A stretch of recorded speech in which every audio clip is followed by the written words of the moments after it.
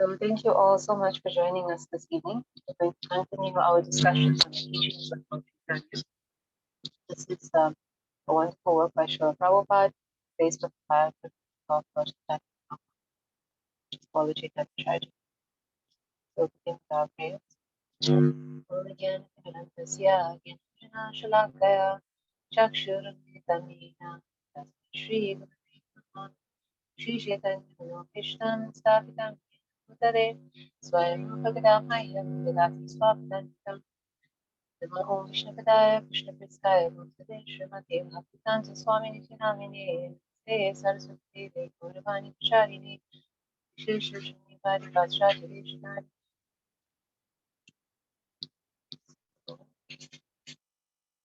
We are going to continue our discussion of chapter 8.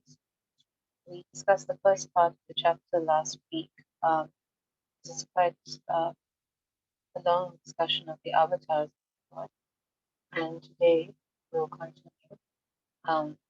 These chapters have begun, the chapters that we've been discussing from the third chapter are actually the teachings of Lord Chaitanya Mahaprabhu to Sanatana Goswami. So to begin with, we will chant the invocation prayer, which is verse 18 of the first chapter of the Chaitanya Charitamrita. Jaya Jaya Shri Chaitanya, Jaya Nityananda, Jaya Advaita Chandra, Jaya Gaura Bhakta Vrinda, Jaya Jaya Shri Chaitanya, Jaya Advaita Chandra, Jaya Gaura Bhakta Vrinda, Jaya Jaya Shri Chaitanya, Jaya Nityananda, Jaya Advaita Chandra, Jaya Gaura Bhakta Vrinda. The translation is: Glory to Sri Chaitanya and Nityananda, glory to Advaita Chandra, and glory to all the devotees of Sri Gaura of Chaitanya. After describing the Manu incarnations, Lord Chaitanya described the Yuga avatars to Sanatana Goswami. There are 4 yugas or millenniums: Satya, Treta, Dwapara, and Kali. And in each millennium, the Supreme Lord appears in an incarnation of a different color. In the Satya Yuga, the color of the principal incarnation is white. In the Treta Yuga, the color is red. In the Dwapara Yuga, blackish, Krishna. And in the Kali Yuga, yellow, Chaitanya Mahaprabhu. This is confirmed in Srimad Bhagavatam, Canto 10, Chapter 8, verse 13, by the astrologer Gargamuni, who calculated Krishna's horoscope in the house of Nanda Maharaj. So last week, we ended our discussions with Lord Chaitanya's teachings to Sanatana Goswami on the Manvantara avatars. So we had said that in each Manvantar, which is a time period, which is ruled by a Manu, who is also an empowered incarnation of Krishna. Krishna appears within that Manvantar. So as the Manus change, then he changes his incarnations also. So in the Srimad Bhagavatam, Canto 2, text, chapter 7, text 20, Srila Prabhupada explains, the Manvantar incarnation chastises all the miscreant rulers of different planets with as much power as that of the Supreme Personality of Godhead, who punishes the miscreants with his wheel weapon. So this indicates that sometimes the Manvantar incarnation can be a Shakyavish Avatar. So this being a Jiva who is empowered, he's not exactly the Supreme Lord. Therefore, Srila Prabhupada is saying that the Manvantar incarnation will chastise miscreants with as much power as the Supreme Personality of Godhead, thus indicating that it's not always the Supreme Lord directly. The Manvantar incarnations disseminate the transcendental glories of the Lord. The current Manvantar avatar is Lord Vamanadev. So we were saying that we are in the Manvantar of Vaivasvata Manu. So the Manvantar avatar is in this Manvantar is Lord Vamanadev. And this is given in the Laghu Bhagavatam Gita. So in the same way that the Manu's duty, as we discussed last week, is to lay down the law for mankind. So this Manvantar incarnation of the Lord is meant for enforcing this law by chastising miscreants. So Lord Chaitanya Mahaprabhu then went on to explain to Sanatana Goswami about the Yuga avatars. So as we described, the Manvantar being approximately a 3 billion year period in Earth years within a day of Brahma, this Manvantar has 71 cycles of the 4 yugas within it. So the 4 yugas are Satya Yuga, Treta Yuga, Dwapara Yuga, and Kali Yuga. And as the yugas are progressing, the progressive condition of the human beings, the state of the earth, and so on, are also progressing, but towards deterioration, actually. So, whereas Satya Yuga is characterized by living beings having 100% good qualities and having a very long lifespan and having wonderful resources from the earth, as the yugas progress to Kali Yuga, all of these decrease. The good qualities decrease, the lifespan decreases, the resources available decreases. And all of this is an indication of the general state of the material world, which is always undergoing deterioration and destruction and creation all over again. Um, we know that this all happens according to time, the modes of nature, and the constant play of karma that the living entities have to undergo. Because everything in the material world, being the opposite nature of Krishna, is not eternal. And being temporary, it will come to an end. In the spiritual world, however, everything is eternal. Therefore, there's no need for time. And because all the entities who exist in the spiritual world are all in the nature of pure goodness, they don't have to have three modes of material nature existing either. So whereas we're always coming under the control of either material goodness, passion, or ignorance, none of this is present in the spiritual world. In the material world, time and the three modes are setting the stage for the living entities' play of karma. And the point of all of this is so that the living entities can actually exhaust their karma and come to self-realization and then attain to the spiritual world. That is the actual point of the material world. It's a reformative measure, as Sri Prabhupada explains, for the living entities to become free of their sinful natures and their tendencies to want to be controllers and be enjoyers, and to come to self-realization and then to attain the spiritual world afterwards. So therefore, the material world is often described as a prison, where a prison also affords the prisoners who have committed some kind of transgression to reform themselves and then reintegrate themselves into normal society. So as we see in the material world being the diametric opposite of the spiritual world, which is characterized by eternity, knowledge, and bliss, the material world is temporary. It's full of ignorance and misery. And this is characterized, as we see, through the progression of the ages, where everything progressively becomes shorter in lifespan, more miserable, and more full of ignorance. And this should be waking the living entities up to understand that they have a want for pleasure that is eternal. They have a nature that is eternal. And seeing everything deteriorate around them as the ages are progressing, this should awaken them to self-realization. Now, the procedures of self-realization for each age will be different according to the characteristics of the people of the age. So we understand that, again, by the play of karma, each age has been characterized in different ways. Satya Yuga being full of good qualities, and Treta Yuga being approximately 75% of that of Satya Yuga, 50% in Dwapara Yuga, maybe 25% in Kali Yuga. So the process of self-realization will change according to the nature of people. So the process in Satya Yuga is more suitable to the godly nature of people. And as the ages progress, the nature of the process of self-realization changes. So what Lord Chaitanya is also explaining here is that a principal incarnation of the Lord will appear in order to deliver that specific method of self-realization for that age. So, for example, in the age of Treta Yuga, the principal incarnation is red, and his name is Yagya. And the principle that he teaches for self-realization is that of sacrifice. This, of course, does not mean that the principles of self-realization in the other ages, like meditation in Satya Yuga or chanting of the holy names in Kali Yuga, is any inferior to any other method. It just means that these methods given are specific for that age, and therefore they have been empowered by the incarnation of that age to grant self-realization to the people in that age. So therefore, with sacrifice being propounded by in Treta Yuga by Lord Yagya, the red incarnation of the Lord, he is known as the principal or Yuga avatar for the age of Treta.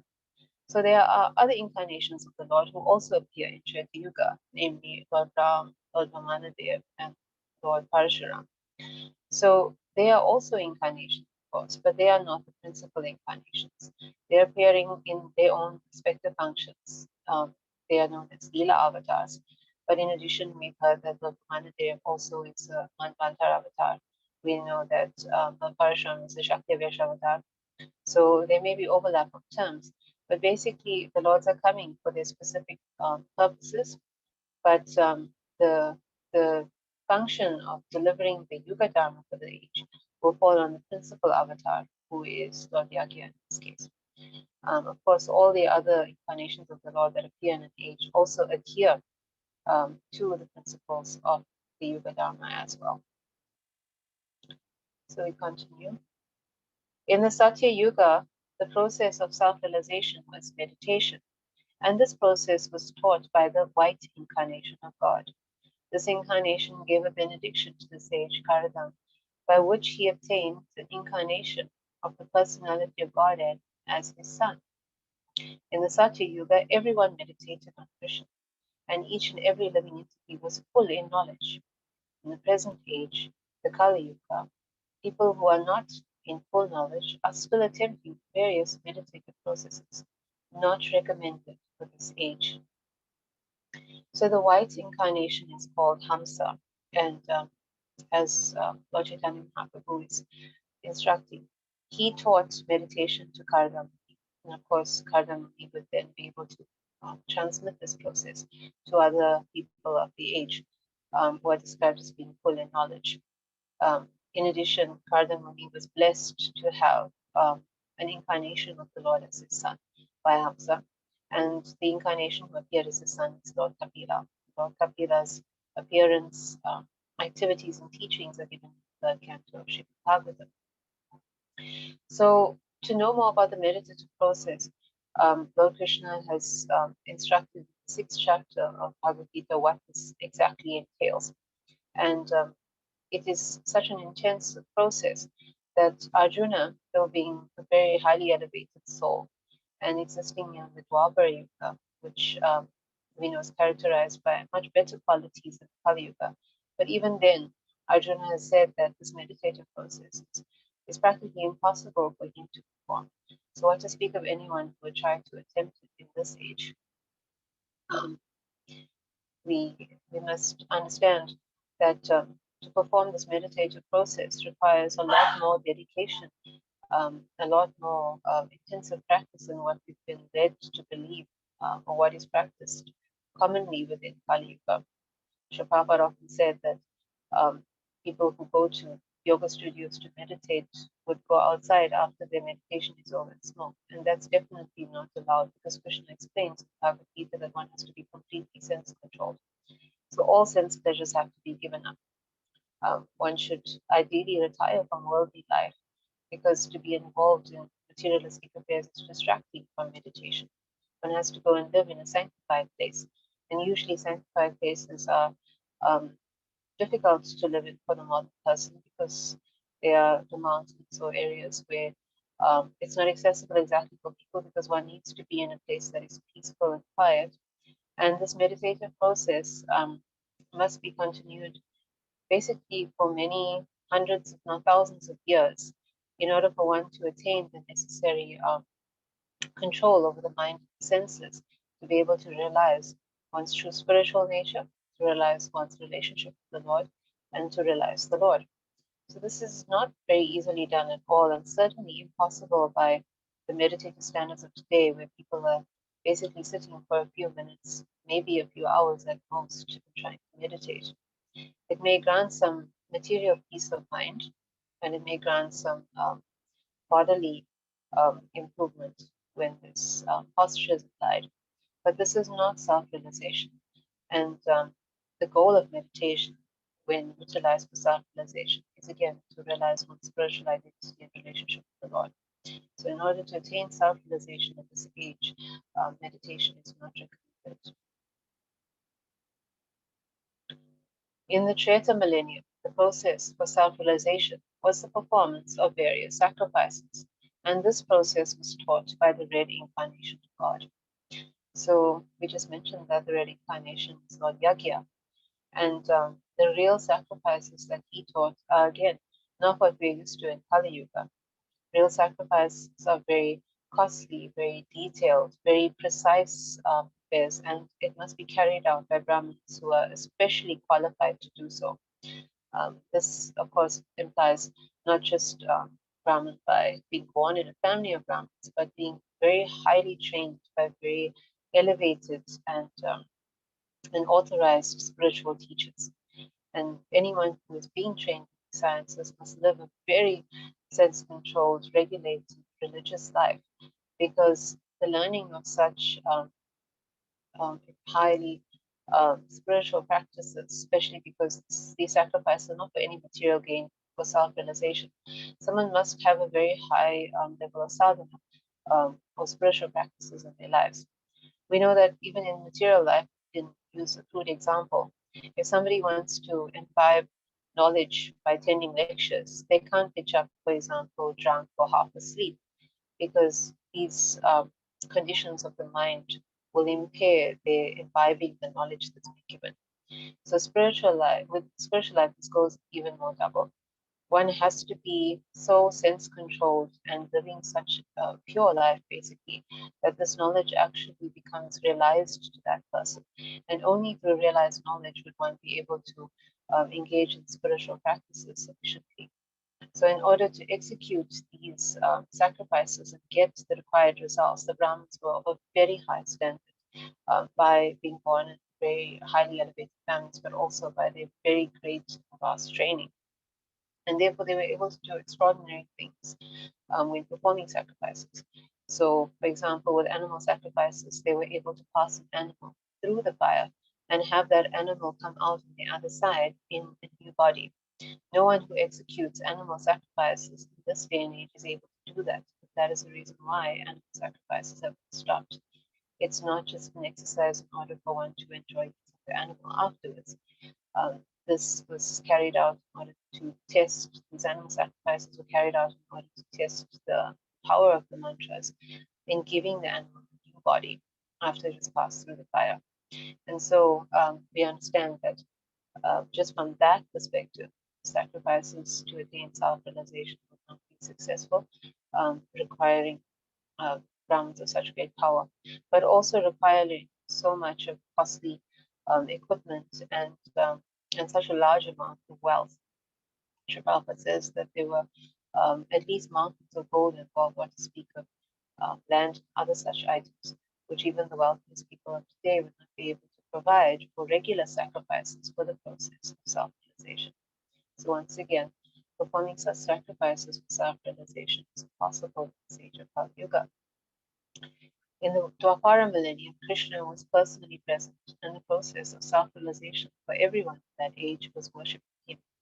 He was blackish in color. He was the incarnation of the Supreme Personality of Godhead himself, and he induced people to worship as stated in the Bhagavad Gita. Srimad Bhagavatam, Canto 11, Chapter 5, 629, states that in the Dwapara millennium, people generally worshipped the Supreme Lord Krishna by chanting the following hymn: Namaste Vasudevaya, Namaha Sankarshanaya, Pradyumnaya, Anindaya, Dubhyam Bhagavate Namaha. Let me offer my obeisances unto the Supreme Personality of Godhead in the forms of Vasudeva, Sankarshan, Pradyumna, Aniruddha. So in Dwapara Yuga, the process of self-realization evolved from these sacrifices to the method of worship. So this is described as deity worship of the Lord. And this deity worship was of a very, very high standard, again, that is required for self-realization. This is a standard that we are not able to attain sufficiently in this age, requiring so many involved processes and so much of concentration in order to achieve self-realization in particular. For the sake of helping us to concentrate on the form of the Lord, we are allowed, under the guidance of the acharyas, the pure devotees, and our spiritual teachers, to practice some forms of deity worship, but very simplified for this age. So this helps us in order to focus on the form of the Lord. So it's a very potent weapon, deity worship, for fighting against the scourge of personalism. We can focus on the form of the Lord, knowing it to be an incarnation of the Lord. It also helps us to develop our relationship with the Lord. But in order to attain self-realization at this age, the recommended process is chanting holy name, because that is what we can execute perfectly. Whereas with deity worship, we're not able to execute this perfectly as it could be done in Dwapara Yuga. So basically, deity worship of today in Kali Yuga is an adjunct to chanting the holy name. So as we engage in chanting, And as we become purer in our chanting, then we'll become purer in all other activities, including our worship of the deity. And like it was noted in other ages, deity from the Lord will become more real to us, and we will start to understand it to be the Supreme Lord. Sri Prabhupada often said that if we see the deity as real, he will become real to us. But if we see him as wood and stone, he will always remain as wood and stone. So this really depends on our consciousness, and our consciousness is purified by the chanting of the holy names in the most effective and efficient way in the age of Kali Yuga. In the next millennium, the present age, Kali Yuga, the Lord is yellow, and he teaches people the process of attaining love of God by chanting the names of Krishna. This process is shown personally by Krishna in the form of Chaitanya Mahaprabhu, and he exhibits love of Godhead by chanting, singing, and dancing with thousands of people following him. This particular incarnation of the Supreme Personality of Godhead is foretold in Srimad Bhagavatam, Canto 11, Chapter 5, text 32. Krishna Varum Shah Krishna Sankopanga Shaparshadam Yagye Sankir Praye Yajanti Sumedasaha. In the age of Kali, the Lord incarnates as a devotee and is always chanting Hare Krishna, Krishna Krishna, Hare Hare, Hare Rama, Rama Rama, Hare Hare. Although he is Krishna, his complexion is not blackish like Krishna's in Dwapara Yuga, but is golden. He always engages in preaching love of Godhead through the Sankirtan movement, and those who are intelligent adopt this process of self-realization.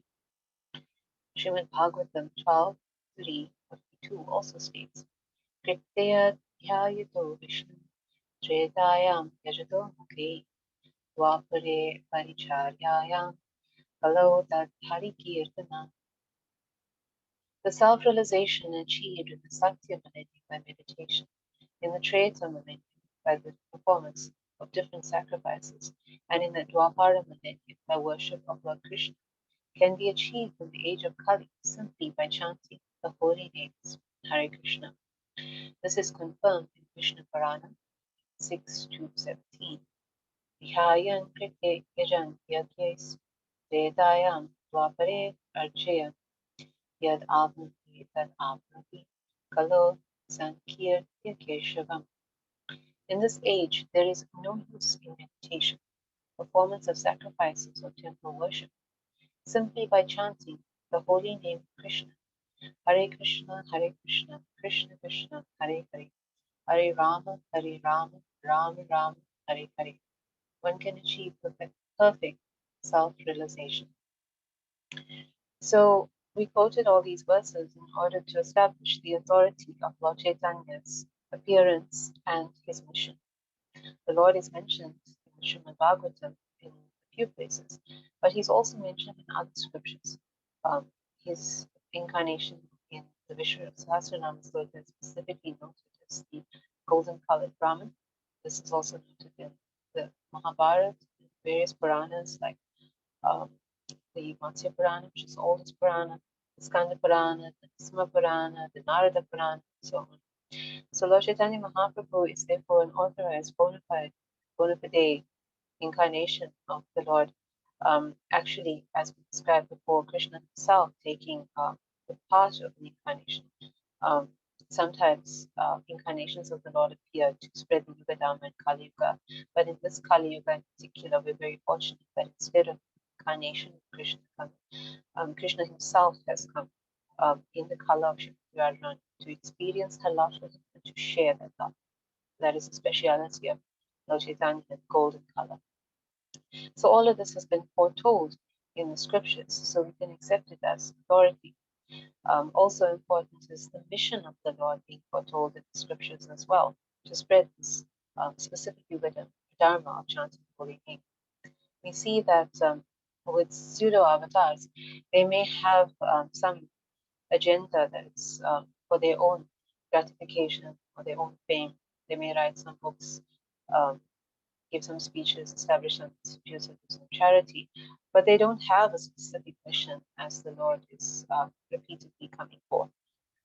They may establish some pseudo principles of religion, which are not based in scripture and certainly not eternal. But none of this has the ability to make a marked change in the consciousness of people in order to elevate them towards self-realization, as Lord Chaitanya was able to do in this age. Even though he didn't appear as the other ages, asserting himself as God, outwardly destroying demons and delivering the masses in the way Krishna had done from the clutches of the demons. Lord Chaitanya Mahaprabhu delivered people from their demoniac mentalities. He was able to infuse thousands of people to chant the holy names of the Lord in complete and pure ecstasy.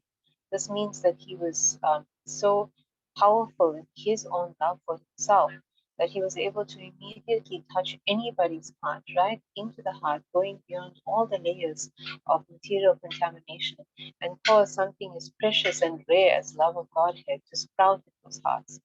For those of us who have been trying, even for the short time we have, in the path of Bhakti Yoga, trying to establish this love of God, we understand how difficult it seems. Sometimes practically impossible that even in a lifetime we could attain this. And the Lord was able to infuse this in not one, but thousands of people wherever he went. Even above this, he was able to induce this love of God in animals.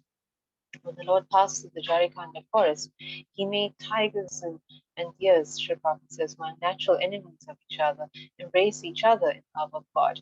So this is certainly the most extraordinary thing, because affecting a change in the heart is much more of a superhuman feat than performing some magic tricks or things that people are impressed with when they think of an incarnation. Turning people who are selfish and into sense gratification, to selfless lovers of God. That is the real miracle of Lord Chaitanya Mahaprabhu. That is a superhuman feat that can't be matched. So this is his mission in the age of Kali Yuga, to distribute the holy names and effect these changes. And Srila Prabhupada, as his authorized representative, also Shakyavish Avatar, he was able to take these holy names throughout the world and do the same thing, transform the hearts of so many by inducing them to chant, engage in love devotional service. So this is the appearance and mission of the Lord in this age of Kali Yuga. When Lord Chaitanya described the incarnation for this age of Kali, Sanatana Goswami, who had been a government minister and was perfectly capable of drawing conclusions, asked the Lord, how can one understand the advent of an incarnation? From the description of the incarnation for the Kali millennium, Sanatana Goswami could understand that Lord Chaitanya himself was that incarnation of Krishna, and he could also understand that in the future, many people would try to imitate Lord Chaitanya because the Lord had played as an ordinary Brahmin, though his devotees accepted him as an incarnation. Since Sanatana knew that there would be many pretenders, he asked the Lord, how can one understand the symptoms of an incarnation? So Lord Chaitanya Mahaprabhu, in his perfect expression as a devotee, did not assert himself to be the Supreme Lord at all. And so this worried Sanatana Goswami that there would be others in the future that would try to take advantage of this and also claim to be incarnations while being ordinary people. The Lord appeared to be a human. He appeared to be born in a family of brahmanas and engage in ordinary material activities like having education and being a householder and then taking the renounced order. And this is all, of course, to teach the Yuga Dharma from the perspective of being a devotee and setting the example for us to be better devotees. But those who are unscrupulous would take this as an opportunity to present themselves as incarnations based on their ordinary activities, being born in families, having education, and being able to transmit some religious processes they would want to. But even if we don't consider the Lord's extraordinary superhuman feats in transforming so many to take to pure love of God, including animals, we can just see from the appearance of the Lord that he was no ordinary person. Lord Chaitanya Mahaprabhu was extraordinarily beautiful beyond any human beauty, and his extremely beautiful and amazing golden complexion and his extraordinary radiance are all beyond the appearance of an ordinary human being. Even from the time of his birth, he was able to induce living entities to chant. As we know, it was a lunar eclipse, and all the living entities that were pious were chanting the holy names. And throughout his childhood, he would make everyone chant the holy names by crying. So they would chant and then stop crying. Even as a child, he displayed his understanding of Vedic philosophy, even in a simple pastime with his mother. And throughout his childhood and youthhood, he displayed his extraordinary knowledge and abilities. In addition to that, he also displayed his various incarnations at different times. He showed himself to be Lord Ramchandra, to be Lord Varahadev, Lord Simhadev. He showed universal form, and he showed himself to be Radha and Krishna, amongst others. So all of that sets a very high criterion for anyone to be considered an incarnation in this age. Furthermore, since we've already described that there is only one Yuga avatar for the age, one principal incarnation, and one process of self-realization, Sanatana Goswami has clarified through his discussions and his questioning with Lord, that Lord Chaitanya Mahaprabhu is actually that Yuga avatar, and the chanting of the holy names is the only process of self-realization that has been given already, and so nobody else can come with another mission. As one can understand the different incarnations for previous millenniums by referring to the Vedic literature, the Lord replied, one can similarly understand who is actually the incarnation of Godhead in this age of Kali. In this way, the Lord especially stressed reference to authoritative scriptures. In other words, one should not whimsically accept a person as an incarnation, but should try to understand the characteristics of an incarnation by referring to the scriptures. An incarnation of the Supreme Lord never declares himself to be an incarnation, but his followers must ascertain who is an incarnation and who is a pretender by referring to authoritative scriptures. So it's clear from the verses we've discussed so far that the Srimad Bhagavatam has predicted the appearance of Lord Chaitanya Mahaprabhu. So from that criterion, Lord Chaitanya Mahaprabhu is accepted as an incarnation, even though he has not stated it himself, because he has been described already. Similarly, in the Srimad Bhagavatam, Lord Buddha was predicted to appear, even though the Srimad Bhagavatam was spoken and written 5,000 years ago, and Sri Prabhupada says that the Buddha appeared 2,600 years ago. Still, the Srimad Bhagavatam displays its accuracy in predicting the appearance of Lord Buddha, and the authenticity of Lord Buddha's incarnation is also established by the Srimad Bhagavatam mentioning him. So the verse in particular is Canto 1, Chapter 3, verse 24, that says, Tataha kalo sampravritte samma samohaya suradvisham buddho nam nagyana sutaha kekadeshu bhavishyati. Then in the beginning of Kali Yuga, the Lord will appear as Lord Buddha, the son of Ankina, in the province of Gaya, just for the purpose of deluding those who are envious of the faithful deists. Then in the next verse, the Srimad Bhagavatam predicts the appearance of Lord Kalki, who is the next expected incarnation at the end of the age of Kali. So in between Lord Buddha and Lord Kalki, there is no other avatar incarnation that is expected. Any intelligent person can understand the characteristics of a real incarnation by understanding two kinds of features. The principal features, called personal characteristics, and the marginal features, comprising his activities. The scriptures describe both kinds of features. For example, in the beginning of Srimad Bhagavatam, Canto 1, Chapter 1, Verse 1, the features of an incarnation are nicely described. In that verse, the two terms param, which is supreme, and satyam, truth, are used. And Lord Chaitanya indicated that these words reveal Krishna's principal features. So now we're going on to how we can use our intelligence to understand who is incarnation. So in particular, these two kinds of features, the principal features, that is the personal characteristics, that is Krishna's personality and his these powers within his personality. This is one criterion, and the other is marginal features or secondary characteristics, and those are his actual activities. So from the first verse of Srimad Bhagavatam, you can understand so many of his personal features, as well as some of the marginal features also being described. So among the personal features, that first verse says that Krishna is the son of Vasudeva. So this implies that Krishna has parents, and of course these parents are not ordinary parents. They don't give birth to Krishna per se, but they are pure devotees who act in the roles of his parents. And this personal characteristic of the Lord indicates that he comes with his personal associates, confidential associates, who are his pure devotees, who will take on roles in each of his incarnations. So he's not like an ordinary person who just randomly takes birth from parents and not under any kind of control. But these devotees, they take the roles of his parents and they are specific to his appearances. So whenever Krishna comes as himself, his parents, Vasudeva and Devaki, are always appearing to be his parents in Mathura and Nanda and Yashoda and Vrindavan. Then the Srimad Bhagavatam, verse 111 states that Krishna is all pervading.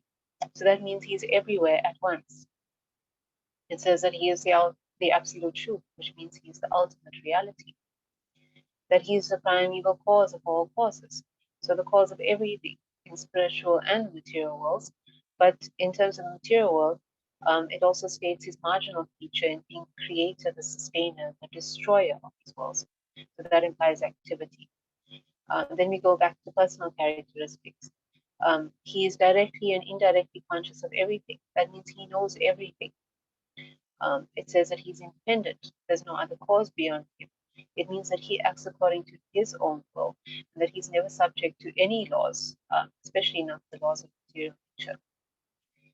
It says, again, now speaking about a marginal feature, that is activity, he gave the knowledge of the Vedas to Brahma.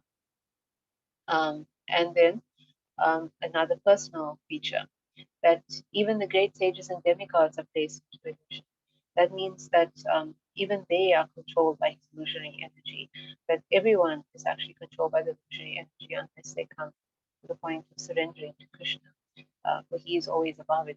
He can liberate us from control of material nature. It says that because of him, the material universes that are temporary manifestation, temporarily manifested, actually appear factual. So it means that to us, these material nature, this material universe may appear real, but they're actually unreal. That is, they're not the reality. They're only manifest temporarily, being shadows or reflections of the spiritual world. And the reason that they are so is because they're meant to help us to try to understand the nature of the spiritual world, because they're providing facilities that exist in the spiritual world, so that when Krishna comes into space past time to show us how we can actually attain to him in the spiritual world. That is the purpose of the material world. And that is why it's based in the spiritual reality, to bring us to a situation that is as close to the spirituality that we can exist in, to serve Krishna and try to attain that spiritual reality again. That is the purpose. And of course, it says in the first verse as well that Krishna is eternally existent in that transcendental abode, which is always free from the illusions of the material world. And Krishna is descending as an avatar repeatedly from that spiritual world in order to reclaim the fallen souls. So, with all these extraordinary personal features, which ordinary person who claims to be an incarnation could ever match up to any of these? Then we go on to talk about the marginal features. The other marginal features are that he taught Vedic knowledge to Brahma and incarnated as the Purusha avatar to create the cosmic manifestation. So this is specifically from this verse 111. This is the marginal features that are described there. The Lord obviously has other marginal features as he appears in different incarnations. These are occasional features manifested for some special purposes. One should be able to understand and distinguish the principal and marginal features of an avatar. No one can declare himself an incarnation without referring to these two features.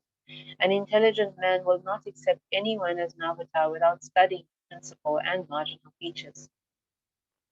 When Sanatana Goswami tried to confirm Lord Chaitanya's personal characteristics as being those of the incarnation for this age, Lord Chaitanya himself indirectly confirmed Sanatana's conclusion by simply saying, Let us leave aside all these discussions and continue with the description of the Shakyavish Avatars. So the Lord, in his humility as a devotee, did not want to assert himself as the incarnation, but it's quite obvious, of course, to us that he is. So these marginal features, as we said, are the extraordinary pastimes, the mission of the Lord, how he carries this out through his wonderful pastimes and activities. So considering all these personal features and all the marginal features, we can understand that not just anybody can be accepted as an incarnation of the Lord. We have to use our intelligence as guided by the Lord, by the scriptures, by our teachers, our spiritual masters, the pure devotees, in order to distinguish who is incarnation and who is not. Especially, of course, since the Lord doesn't assert himself. But this is for our discernment by studying the scriptures and having all this knowledge.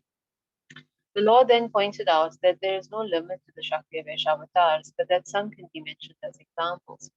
The Shakyavish incarnations are of two kinds, direct and indirect.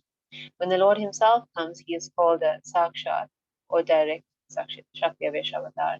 And when he empowers a living entity to represent him, that living entity is called an indirect or Avesh incarnation.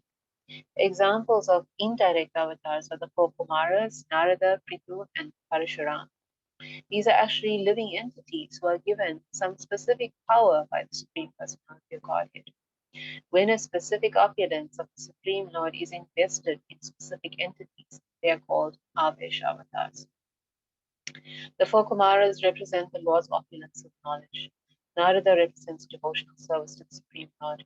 Devotional service is also represented by Lord Chaitanya, who is considered the full representation of devotional service.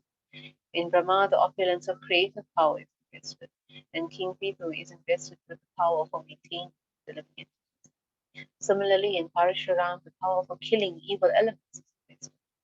As for Vibhuti, or the special favor of the Supreme Personality of Godhead, in the 10th chapter of the Bhagavad Gita, Krishna says that a living entity who is especially powerful or beautiful should be known to be especially favored by the Supreme Lord. Examples of direct or sakshat Shakyavish avatars are the Shesha incarnation and the Ananta incarnation.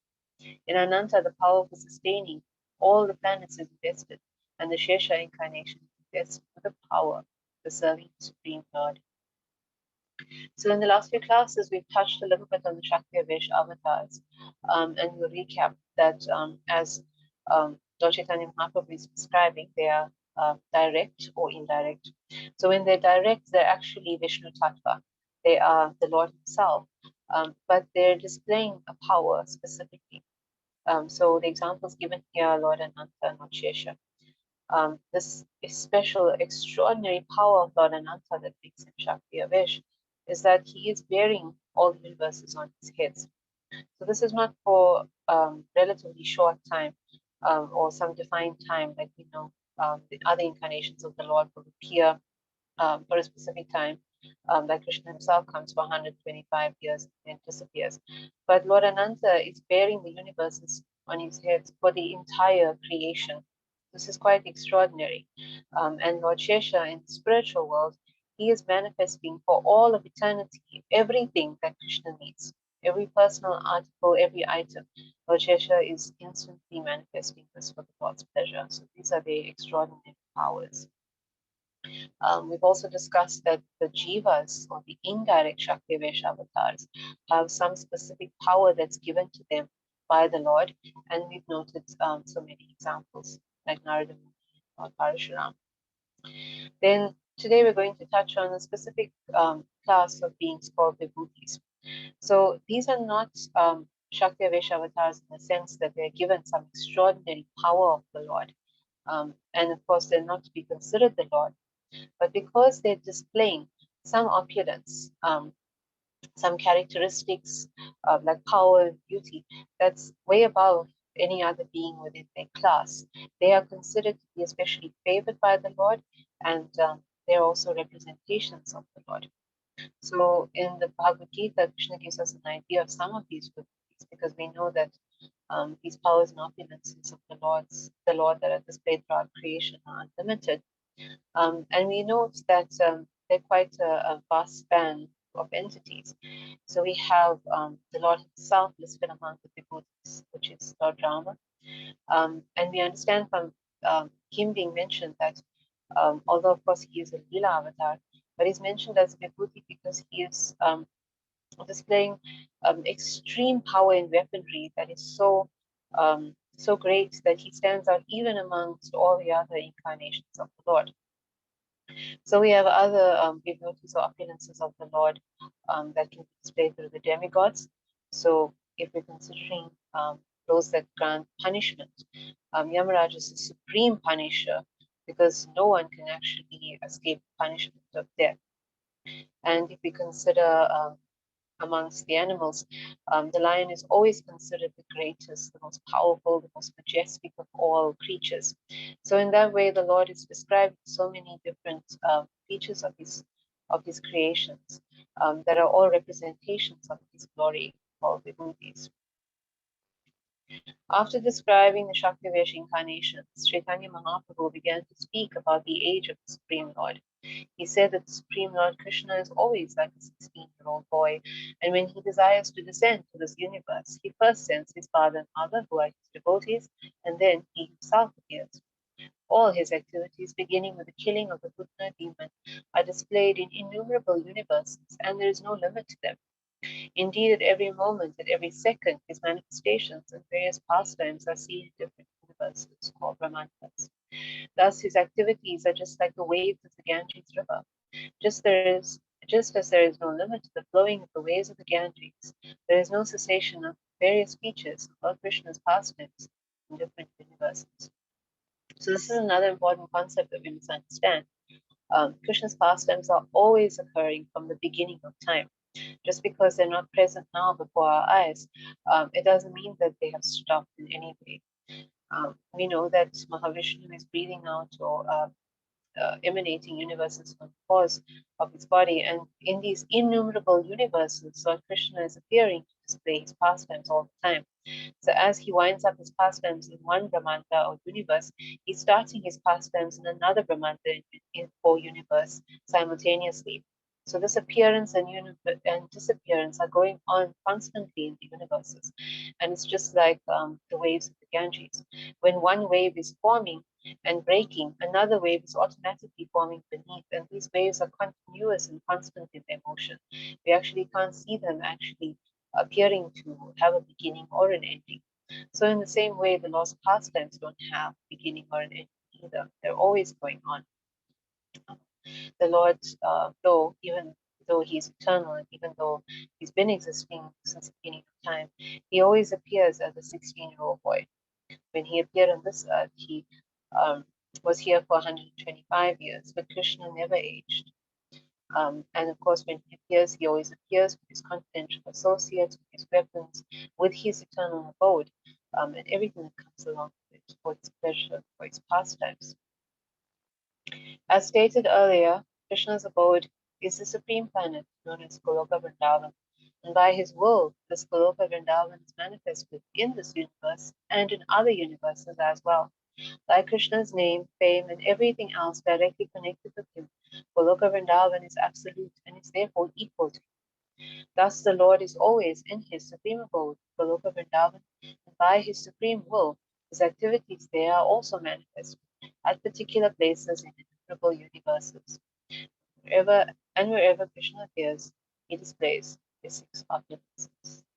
So we have now come to the end of this wonderful chapter. Thank you all so much for your kind attention.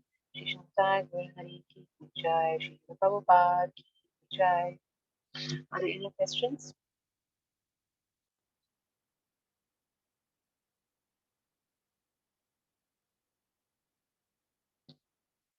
Comments or clarifications? Thank you very much for wonderful class. I want to ask you if the avatars also descend in every universe or just Krishna's Leelas? Sorry, you said who's Leelas? I understand that Krishna's Leelas displays in every universe, but the avatars are the same in each Avatar. universe. Yes, with the same So power. this, of course, So as I understand it, yes, according to the different universes, there's a schedule of incarnations. So we know though that there are different kinds of universes based on, we remember how when Lord Brahma went to see Krishna, he needed to be taught some humility. And he came to the waiting room and he, well, before he got to the waiting room, he came to see the Lord. He was told, well, he was asked which Brahma he is. And he was very surprised because he thought he was the only Brahma. And when he was brought to the waiting room, which is obviously a special creation of the Lord just to teach him a lesson, he saw that there were many different types of Brahmas. Some of them had thousands of heads or hundreds of heads. So in the same way, I feel that probably the material universes are all of maybe of different features. So perhaps the incarnations of the Lord may not be appearing exactly the way they do here. As we know from even the retelling of the Lord's pastimes, they have variations. Um, like we know, Lord Krishna doesn't always come as himself. For example, in Dwapara Yuga, sometimes there's other incarnations. Sometimes Lord Chaitanya is not coming as the Yuga avatar, but there are other incarnations as well. So there are definitely variations, but there is a schedule um, basically that the Lord will always adhere to out of his mercy. He doesn't need to adhere to schedules, but in order to set the example, he does so. So basically, we can understand that whenever there is the need for those three functions, delivering the pious, annihilating the miscreants, and establishing the principles of religion, the Lord will appear in an appropriate incarnation, even if it differs from other universes. Is that okay? Thank you very much, Mataji. Yes, Dandava Pranams. Haribol. Thank you very much. Are there any other questions?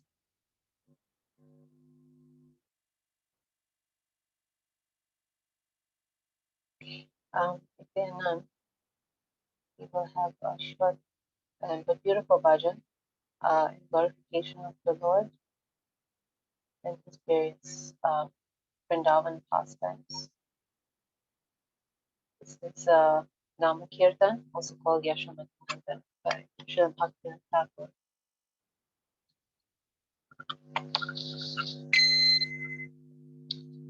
Yashomati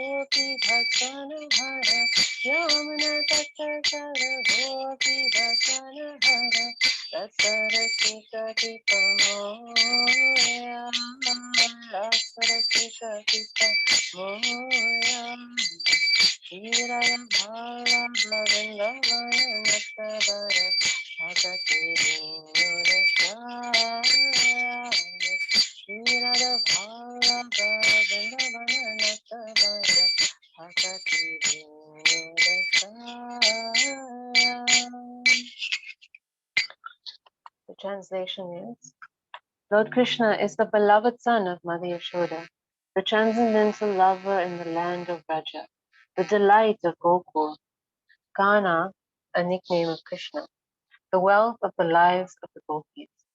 He steals the mind of even Cupid and punishes the Kaliya serpent.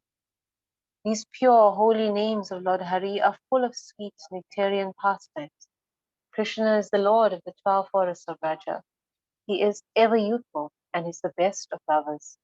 He is always playing on a flute, and he is an excellent dresser.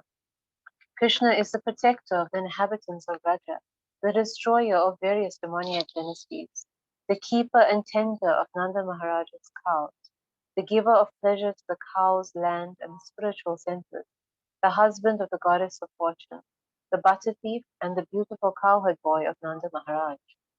Krishna wanders along the banks of the river Yamuna. He stole the garments of the young damsels of Vraja who were bathing there. He delights in the mellows of the rasa dance. He is very merciful, the lover and beloved of Srimati Radharani, the great dancer of Vrindavan, and the shelter and only refuge of Thakur Bhakti.